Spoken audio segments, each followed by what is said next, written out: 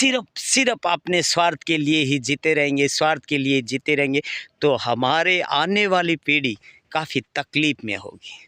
तो आप भी सोचिए कि क्या आप आने वाली पीढ़ी को तकलीफ़ में छोड़कर जाना चाहते हो या प्रकृति को कुछ देकर जाना चाहते हो। जय श्री श्याम दोस्तों, और आज मैं हूँ इन झाड़ियों के बीच में, और ये जो मेरे पीछे बैकग्राउंड में आप देख रहे हो झाड़ियाँ हैं, इन्हें बेरी भी कहते हैं।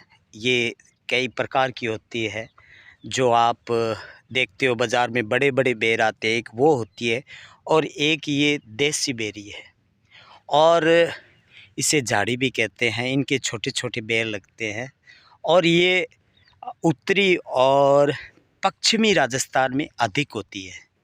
इनकी भी अपनी एक खासियत होती है, क्योंकि प्रकृति ने जो भी बनाया है वो ऐसे नहीं बनाया, हर चीज़ का कुछ ना कुछ महत्व होता है, और ये भी बड़ी कीमती है। लेकिन जैसे जैसे हमारे विज्ञान का बोलबाला हुआ, इंसान ने प्रगति की, तो ये जो पौधे हैं, ये जो झाड़ियों के पेड़ है, इनको हटा दिया गया, काट दिया गया, और अब तो ये लुप्त होने पर आई है। काफ़ी कम मात्रा में देखने को मिलती है, ये नहीं मिलती। इनकी खासियत ये है कि इनके जो पत्ते हैं, इनकी जो पत्तियां होती है, उनको बकरियां और भेड़ बड़े चाव से खाते हैं, ठीक है, और महंगी भी बिकती। ये देखो, ये छोटा सा बेर, ये आप देख रहे हो, ये बेर है छोटा सा, और ये भी मीठा होता है, और इस तरह से इन पे लगे रहते हैं, ये देखो। और ये झाड़ियाँ पहले क्या होता था, जब ट्रैक्टर का आविष्कार नहीं हुआ तब ये खेतों में अधिक पाई जाती थी। और फिर इनका जो ये देखो, ये भी बेर है, देखो आपको मैं बताता हूँ, ये देखो, ये बेर, ये खाने में काफ़ी स्वाद होते हैं, और इनके दो कांटे हैं, और दो कांटे ऐसे हैं कि एक सीधा है और एक टेढ़ा है, एकदम दो कांटे हैं इनके। और ये अपने फलों की, अपनी पत्तियों की सुरक्षा के लिए शायद प्रकृति ने इन्हें इसी तरह से बनाया है।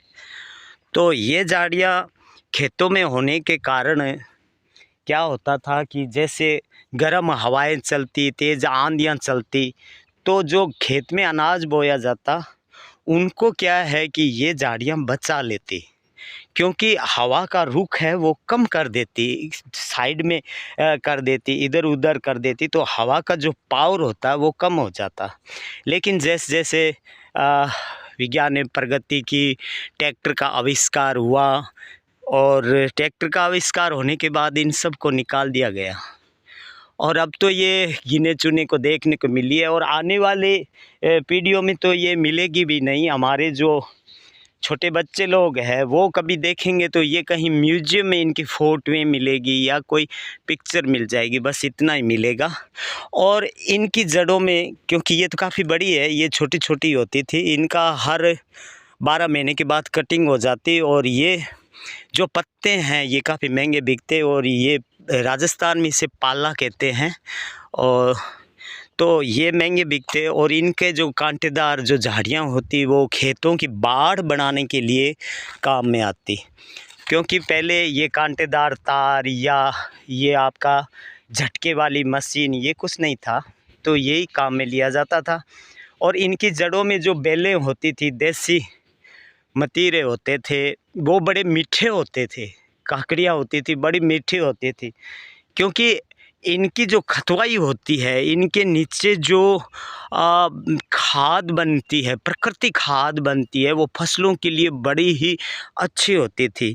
लेकिन धीरे धीरे इन सब को हटा दिया जा रहा है, क्योंकि मनुष्य है तो मनुष्य को सिर्फ जो अच्छा लगे उसे रखता है, जो नहीं लगे उसे हटा दिया जाता है। लेकिन प्रकृति का एक नियम है कि प्रकृति कोई भी चीज़ बनाती है तो वो ऐसे ही नहीं बनाती, उसके पीछे काफ़ी रीज़न होता है। जैसे जैसे हम प्रकृति से दूर होते जाते हैं, तो हम सिवाय परेशानियों के सिवा हमें कुछ हासिल नहीं होता। ये जो चीज़ें जो घट रही है, लुप्त हो रही है, ऐसी चीज़ें जो लुप्त हो रही है। और ज़्यादातर क्या होता है कि हम अपने खेत को एकदम सफाई रखना चाहते हैं कि खेत में कोई भी पेड़ पौधा ना हो, कोई भी ऐसे कांटेदार झाड़ियाँ ना हो, तो वो गलत है। क्योंकि खेत में हर चीज़ का महत्व होता है। और ये फसलों जब छोटे पौधे होते हैं, दो दो पत्तों के जो धान निकलता है, उस टाइम ये काफ़ी उनका सहयोग करते हैं लू से बचाने में, हवा से बचाने में, तेज़ हवाओं के झोंके से बचाने में काफ़ी मदद करते हैं।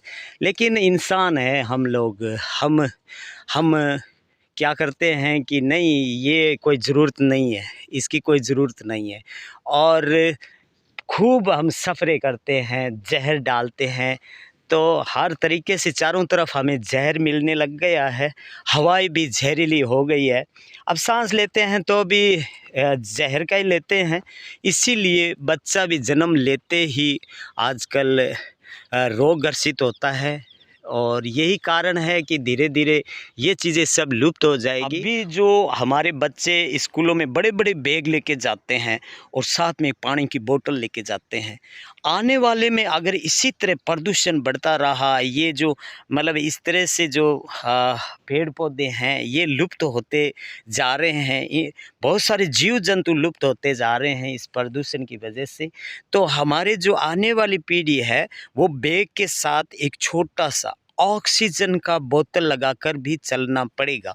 ये दिन भी आने वाले हैं, टाइम लगेगा, क्योंकि जब तक हम इसका ध्यान नहीं रखेंगे, पर्यावरण का ध्यान नहीं रखेंगे, प्रदूषण की तरफ कोई ध्यान नहीं देंगे, सिर्फ अपने स्वार्थ के लिए ही जीते रहेंगे, स्वार्थ के लिए जीते रहेंगे, तो हमारे आने वाली पीढ़ी काफ़ी तकलीफ़ में होगी।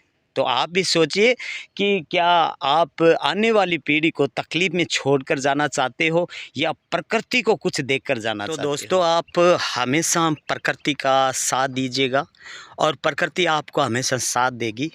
और प्रकृति जब साथ देती है ना, तो ढेर सारी खुशियाँ देती है।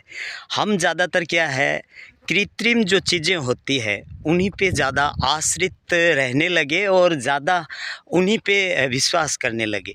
बल्कि ये जो प्राकृतिक चीज़ें हैं, इनसे बढ़कर इस दुनिया में कोई नहीं है। ये कुदरत की देन है, जिसने हमें भी बनाया, इस प्रकृति को बनाया। हर छोटे जीव जंतु, झाड़ियों का, सबका महत्व है। आप इन्हें नष्ट होने से बचाइए, जितना हो सके बचाइए।